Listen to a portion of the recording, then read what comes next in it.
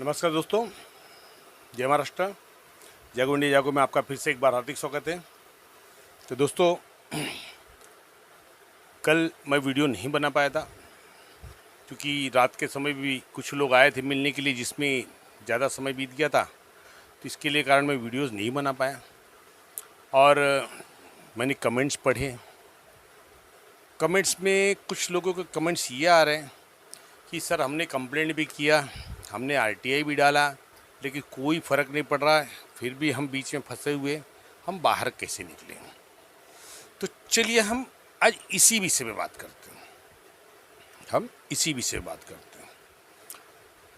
मैं एक बात से कहूँगा, आप अगर अधिकारों की लड़ाई लड़ रहे हैं तो आशावादी बनिए, निराशावादी मत बनिए, क्योंकि निराशा ही आपके हार का कारण होता है। तो इसके लिए आप आशावादी बनिए, आप निराश मत होइए। ये समझिए जो भी आप वहाँ पे कर रहे हैं, कंप्लेंट्स कर रहे हैं या आरटीआई डाल रहे हैं, तो उसका तरीका मैं बार बार समझाता हूँ, कैसे करना है, क्या करना है। आरटीआई आपने डाल दिया, इसका मतलब ये नहीं कि आपको अधिकार मिल गया। मैं बार बार समझाता हूँ, आरटीआई में आपके अधिकार कैसे मिलेंगे, इस चीज़ को समझिए। क्योंकि ये अधिकारी जब तक आपको पहचानेंगे नहीं, तब तक आपका कोई भी काम करने वाले नहीं है, ध्यान रख लीजिए। ये मात्र आपको आश्वासन देंगे, लेकिन आपको इसके लिए आपके हिसाब से चलना पड़ेगा। अभी मैं आज की बात बताता हूँ। आज मैं इशारे में गया था, मुझे महेंद्र यादव जी मिले, जो हमारे सब्सक्राइबर हैं, हमारे दर्शक हैं, और आपके जो भी कमेंट्स है उसमें महेंद्र यादव जी का कमेंट आता ही आता है। उनके कमेंट्स पढ़िए, उन्होंने क्या लिखा है। उन्होंने लिखा है कि सर मैं परेशान था, मैंने हर नेताओं के पास गई, यहाँ तक मैं सीएम से ही मिला, लेकिन मेरे काम नहीं हुए, मैं परेशान हो गया। लेकिन मैंने आपका वीडियोस देखा और उसको फॉलो किया, और आज मेरे काम धीरे धीरे धीरे धीरे क्लियर हो रहे हैं। ये है आशावादी। अगर आपने दिमाग में निश्चय कर लिया है कि मुझे जीत करना है, तो जीत करना है। अब आरटीआई की बात करते हैं। अब ये समझते हैं मैंने आरटीआई डाल दी, नहीं। आरटीआई सिर्फ आरटीआई तक सीमित नहीं है, उसमें अपील्स हैं। मैंने बार बार बोला, आरटीआई डाल के आप किसी अधिकारी के पास जाके ये मत बोलिए सर मुझे इन्फॉर्मेशन दिया। क्यों बोल रहे हैं आप, क्यों रहे आप, मत बोलिए। आप सिर्फ 30 दिन का इंतजार करना है। अगर आपने कहा हमने आरटीआई डाला, कोई फ़ायदा नहीं हुआ, तो क्या आपने उसके बाद का प्रोसीजर किया है? 30 दिन के बाद आपने अपील डाला है? अगर आपने अपील डाला है सेक्शन 19(1) में, तो आपकी हियरिंग आएगी, वहाँ पे सुनवाई होगी। और वहाँ अगर हियरिंग नहीं देते हैं, क्योंकि वो अपील अथॉरिटी तो हियरिंग देंगे, पक्की बात है, ये पक्की बात है, उनके लिए मैंडेटरी है, उनको हियरिंग देना है। इनके समझो आपके डिपार्टमेंट जानबूझ के मैटर्स यहाँ वहाँ कर दिए, अपील मिल नहीं रही है, आपको उससे डरने की कोई ज़रूरत नहीं है। आपके पास रास्ता खुला है।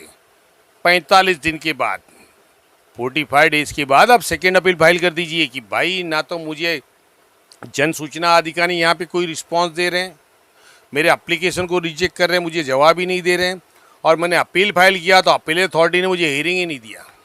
मतलब ये आरटीआई के कानून को मानते ही नहीं है। डालिए अपील, देखिए उनको पेनल्टी लगती कि नहीं।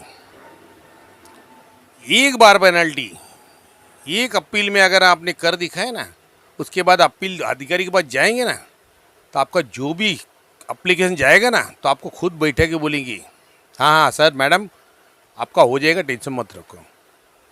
तो शख्सियत ऐसे ही नहीं मिलती है, सफलता ऐसे ही नहीं मिलती कि आपने कंप्लेंट कर दिया, आरटीआई डाल दिया, आपको सफलता मिल गई। जूझना पड़ता है। मैंने बार बार बोला हूँ, मेरे साथ भी होता है। मैंने बताया भाड़ी की लड़ाई में 2019 से लेके 2024 में अब जाके क्लियर हो रहे हैं।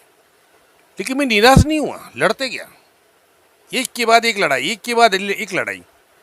तब इस चीज में आया, मैंने कंप्लेंट्स फाइल किया, डिपार्टमेंट के अधिकारियों की कंप्लेंट्स फाइल किया, तब जाके ये समय आया।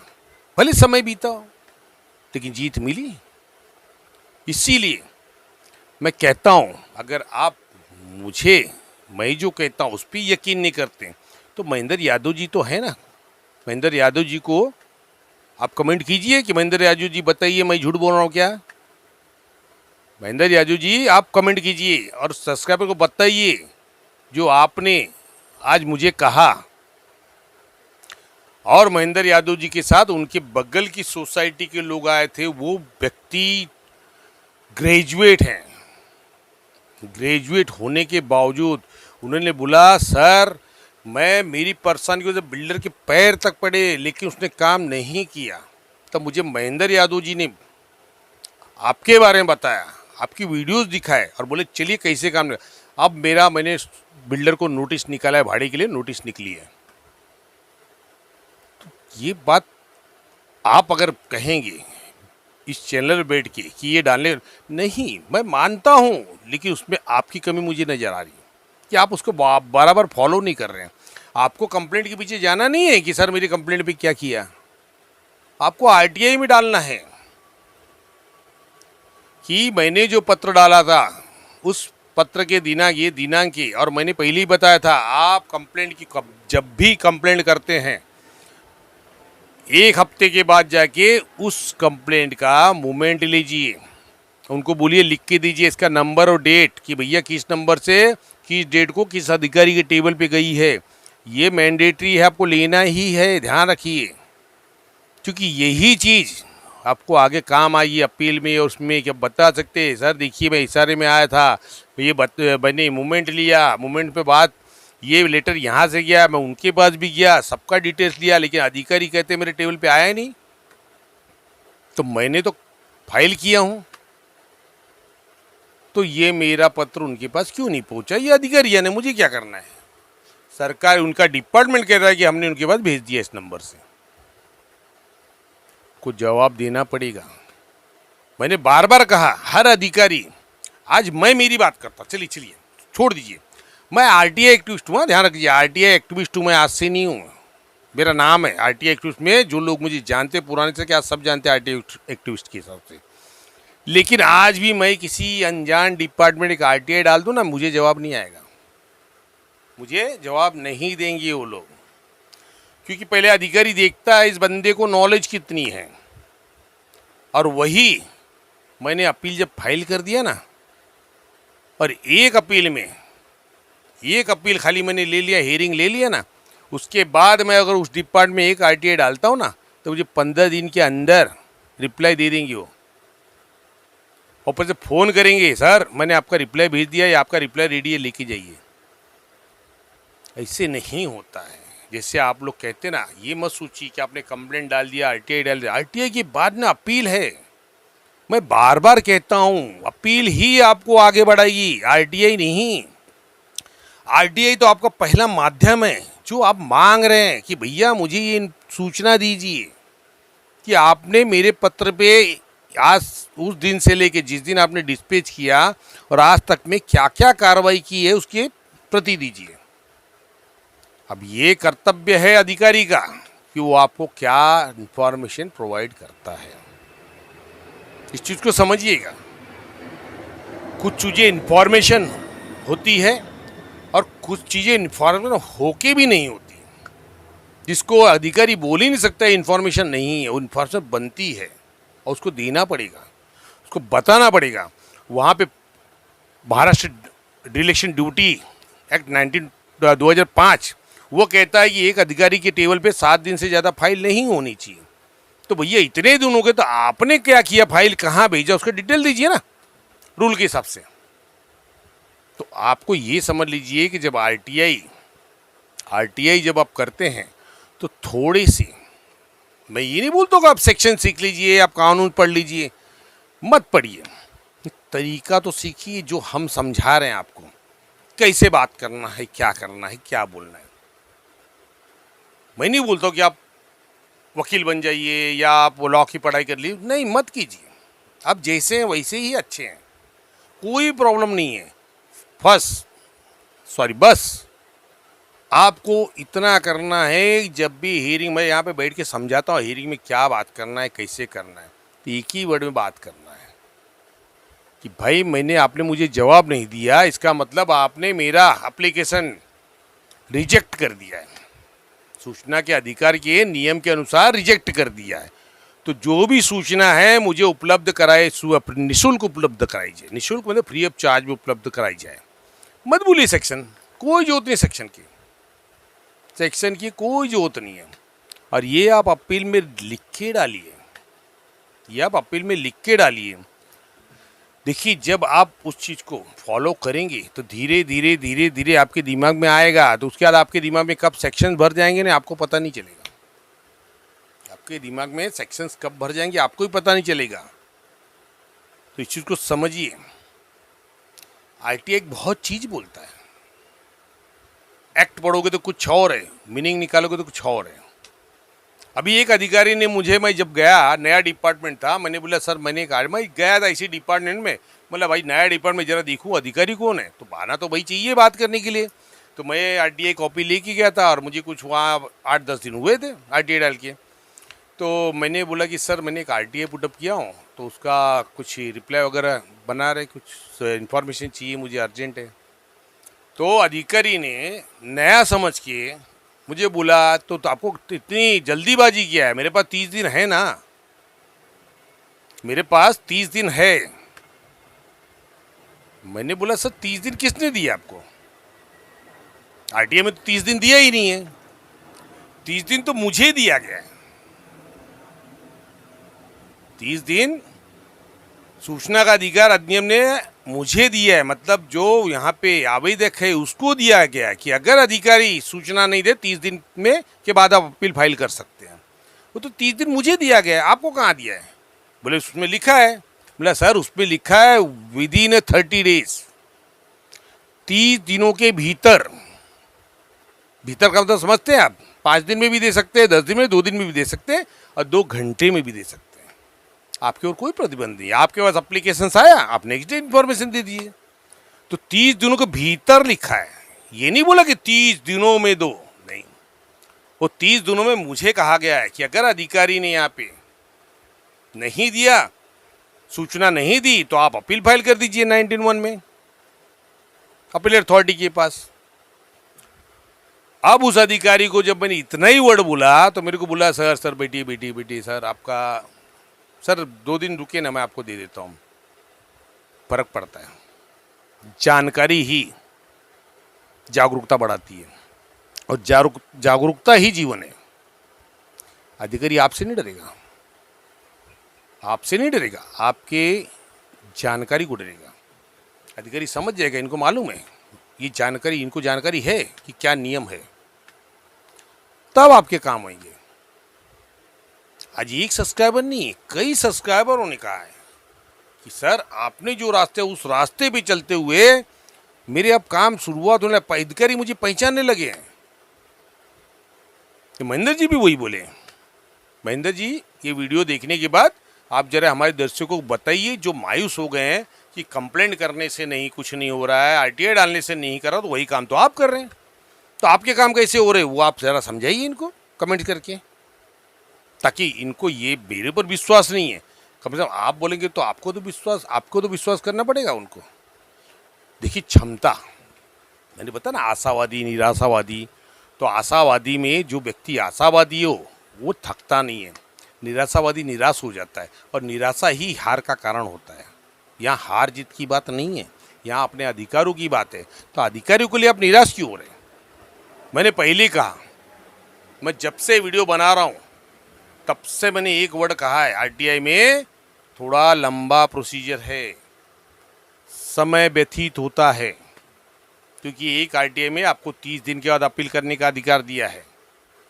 अपील के अंदर में अगर हियरिंग होती है तो उसके बाद ऑर्डर्स आने के बाद आप अपील फाइल कर सकते हैं, अन्यथा आपको 45 दिन के बाद ही अपील फाइल कर सकते हैं, क्योंकि 45 दिन उनको दिया है, किसको? अपील अथॉरिटी को कि 45 दिनों के अंदर आपको हियरिंग लेना है, तो 45 दिन तो मुझे इंतजार करना पड़ेगा यहाँ पे। जैसे जन सूचना अधिकारी को क्या बोला, 30 दिनों के अंदर सूचना देना है, तो मुझे तो 30 दिनों के बाद ही अपील फाइल करना ना। और वैसे वहाँ पे भी अपील अथॉरिटी को 45 दिन दिया है, वो अपील 2 दिन में ले ले, 1 हफ्ते में ले ले, उसके ऊपर है। लेकिन 45 दिनों के बाद मेरा अधिकार जो मुझे जागृत करता है आरटीआई से कि आप अपील फाइल कर दीजिए, ये यहाँ पे लेट हो गए क्योंकि इन्होंने यहाँ पे लापरवाही बरती है, कानून का उल्लंघन किया। तो ये चीज को समझिए आप। वो जब अपील वहां जाएगी, अब वहां पे मैंने बताया एसआईसी में बड़े लंबे लंबे समय चले जाते हैं, बहुत लंबे। स्टार्टिंग में तो भाई 2-2 डेढ़ महीने में आती थी, लेकिन अब बहुत इतने लोग एक्टिविस्ट हो गए हैं। मैं गलत नहीं बोल रहा हूँ, हकीकत में, और होना भी चाहिए। लेकिन बदलाव थोड़ा सा लाना चाहिए कि इस चीज़ को सेकेंड अपील को डिपार्टमेंट को हेड के पास दे दीजिए, प्रत्येक डिपार्टमेंट के हेड को बना दीजिए अब सेकेंड अपील अथॉरिटी। और सूचना का अधिकार में सेक्शन 18(1) कंप्लेंट के अंदर में आप रखिए एसआईसी को, तब फटाफट हेयरिंग चलेगी। तो ये चीज़ को आप समझिए। आपको मैंने बताया सूचना का अधिकार अधिनियम थोड़ा सा लंबा समय लेता है कि रिजल्ट्स निकलते हैं। इसमें क्या होगा, आप क्या सोच रहे हैं कि भैया जो अभी ठाकुर जी बोल रहे हैं मैंने आरटीआई डाल दिया, 30 दिन का अपील डाल दिया, अपील डालने के बाद मुझे 45 नहीं मिला, मैंने सेकेंड अपील कर दिया, अब सेकेंड अपील जो है मुझे मिलेगा 2 साल में, 1 साल में, 6 महीने में, 3 महीने में, तो कितना समय जाएगा।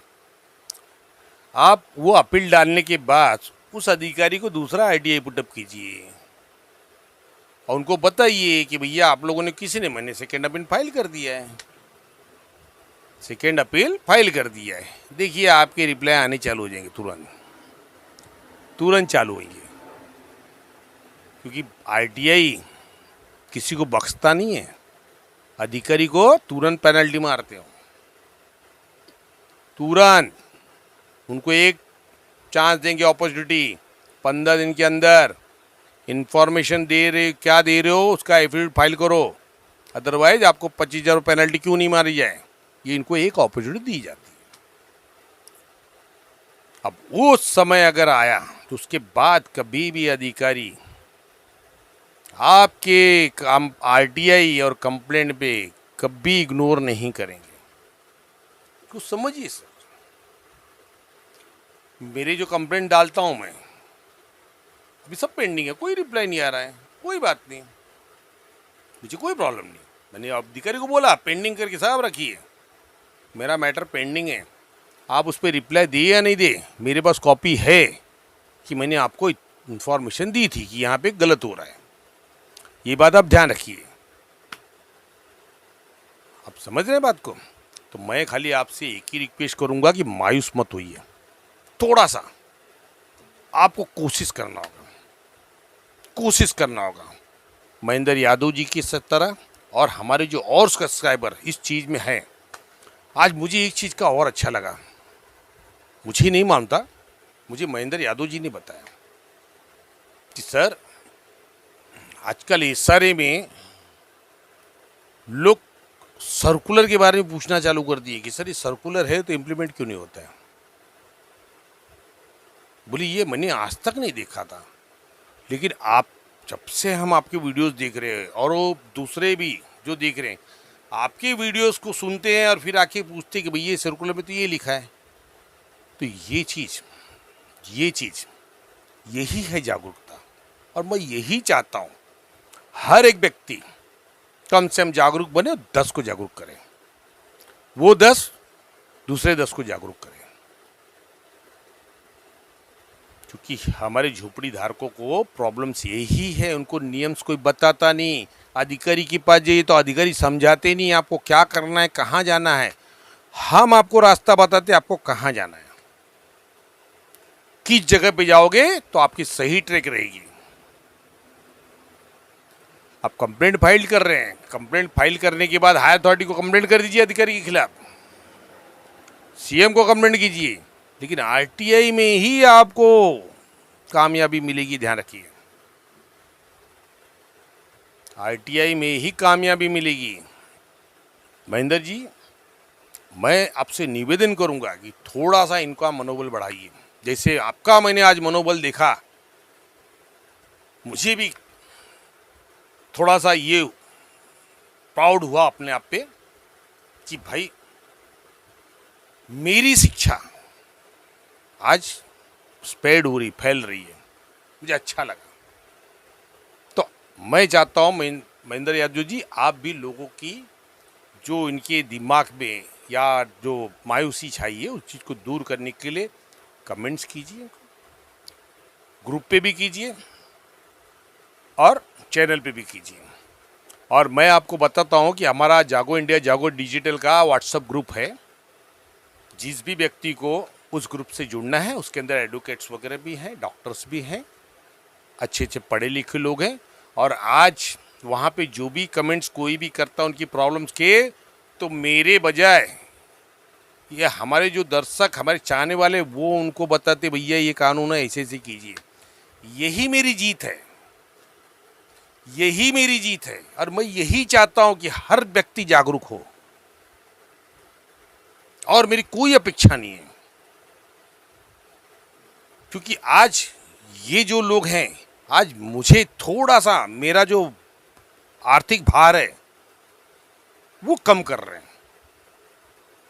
जो भार मेरे सर पे पड़ा है कि बार बार फ़ोन पे समझाऊं, ये समझाऊं, तो आज मेरा काम मेरे लोग ही कर रहे हैं। मुझे बहुत खुशी हुई आज देख के कि मुझे जवाब देने की जरूरत ही नहीं पड़ रही। हमारे लोग एक दूसरे को एक्टिवेट कर रहे हैं, भाई ये कीजिए। यही मैं चाहता था, और यही करना है हमें, एक परिवार बन के इस सारे की हर समस्या के खिलाफ लड़ना है। लेकिन थोड़ा समय लगेगा आपको। आप ये मत सोचिए कि मैंने बोल दिया, एक कंप्लेंट डाल दिया, 2 आरटीआई डाल दिया, तो आप उसको फॉलो कीजिए जैसा मैं कह रहा हूँ। देखिए आपको मिलेगा। आपको अगर नहीं मिला, वो अधिकारों का जो भी आपके रिजल्ट से नहीं आए, तो थोड़े से संयम रखिए। क्योंकि मैंने बताया ना, मैं भी 5-5 साल लड़ता हूँ, 2-2 साल लड़ता हूँ, 6-6 महीने लड़ता हूँ। अभी 300 के मैटर पे, लीगल मैटर पे 6 महीने लड़ना पड़ता है कि 300 करवाया हूँ मैं। तो समझ आता है सरकारी अधिकारी भाई। ये तरफ आप हैं, एक तरफ अधिकारी है, और एक तरफ डेवलपर है। अब आप वहां पे खड़े हैं तो आपके पास क्या है? आपके पीछे कोई नहीं है। लेकिन ये जो डेवलपर खड़े ना, उनके पीछे गांधी जी खड़े। कौन खड़े? गांधी जी खड़े। तो अधिकारी की नजर तो गांधी जी पे रहेगी, आपके ऊपर रहेगी नहीं। इसलिए आपको लड़ना पड़ेगा, आपकी प्रतिभा को दिखाना पड़ेगा, उनको साबित करना पड़ा कि मुझे पता है नियम क्या है। तब उस दिन आपकी जीत होगी। उसके बाद आप कंप्लेंट डालिए, आरटीआई डालिए। देखिए अधिकारी खुद ही फोन करेंगे, अरे मैडम क्या प्रॉब्लम है, आइए। अरे सर क्या प्रॉब्लम है, ये चीज होगी। जब अपने पे आती ना, तो हर आदमी परेशान होता है। तो अधिकारी भी उसी के अंदर है। जो अधिकारी आपसे अकड़ता है ना, उसको इतनी अलग अलग अलग अलग आरटीआई डालिए कि वो काम ही नहीं कर पाए, आपके आरटीआई में बिजी हो जाए। देखिए वो परेशान हो गए, बोलेगा भाई आपका मैटर क्या है, बताइए ना, मुझे काम करने दीजिए। समझ गए? आपको कोई मना नहीं कर सकता आप आरटीआई क्यों डाल रहे हो। भैया मुझे चाहिए इन्फॉर्मेशन, मेरा अधिकार है। अगर आपको ऐसा लगता है जाइए कोर्ट में मेरे खिलाफ। कोर्ट मुझे मना करेगी भाई आप आरटीआई मत करो, तो कोर्ट तो मना कर ही नहीं सकता है, क्योंकि आरटीआई सबका है, फंडामेंटल राइट से इनको कानूनी अधिकार दिया गया है। तो मैं मांग सकता हूँ।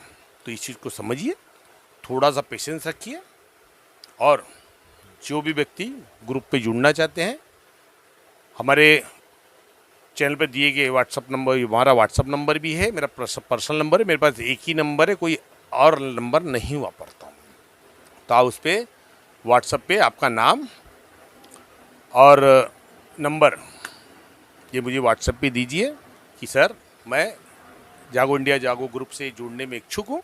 हम आपको ग्रुप से जोड़ेंगे और ग्रुप के इस हमारे जागो इंडिया जागो परिवार में आपका स्वागत करेंगे। और आपको वहाँ पे जो भी चीज़ें, आपको बहुत कुछ सीखने मिलेगी। मैंने कल रात को ही ग्रुप बनाया हूँ, लेकिन आज मैंने देखा कि हमारे ग्रुप में जितनी भी परिवार, सब अब जागरूकता फैलते जा रही। वो लोग, मुझे बोलने की जरूरत नहीं पड़ रही है, सब एक दूसरे को समझा रहे हैं, भाई ऐसे करो, ये चीज़ होता है, ये कानून है। यही मैं चाहता हूँ। तो दोस्तों, बात करेंगे और भी बहुत सारी है, और इस चीज़ों पे बस निराश मत होइएगा, देखते रहिए जागो इंडिया जागो। मिलते हैं किसी और वीडियो में। जय हिंद, जय महाराष्ट्र।